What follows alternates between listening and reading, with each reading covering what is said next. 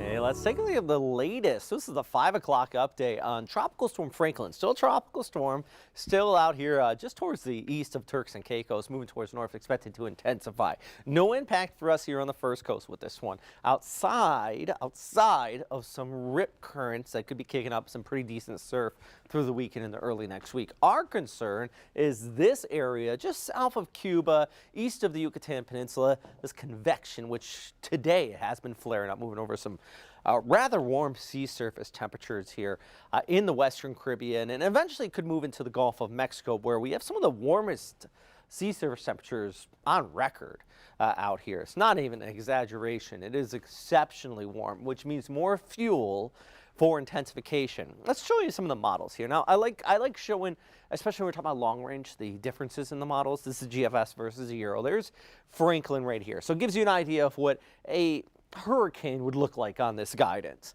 So let's go back here. Look out towards the Yucatan and watch our areas move towards the north. And this is the latest run, which has just come out. We get some of the newest guidance right around this time. And you can see the GFS here, the European here, both are showing kind of a tropical storm, and both are showing the guidance come close together around the Big Bend area. This is a big difference from 24 hours ago as well, by the way. The GFS wasn't even showing anything. What does that mean?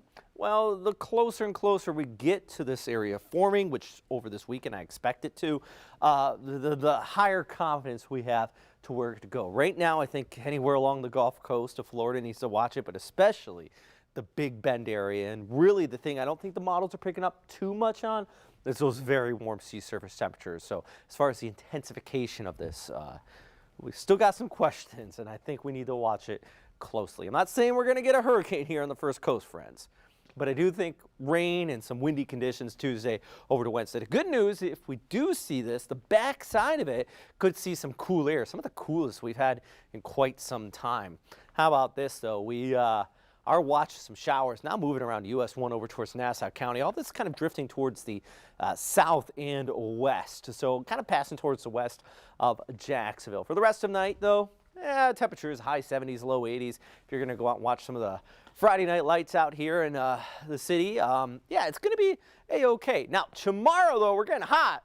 Now, this is Jessica's friend. This is Piper out there having a good old time in the waves. Tomorrow, if you want to take your dog for a swim or just go for a walk, the morning is the best time to do it because the heat is going to build in, and we're looking at some possibly record heat as we go ahead into tomorrow afternoon. 97 for the high. Heat advisories return here across the first coast. By the way, that photo of the dog, tomorrow is National Dog Day. If you get any photos of your puppies, send it to us on the First Coast News Weather Watchers Facebook page. And stay cool out there this weekend.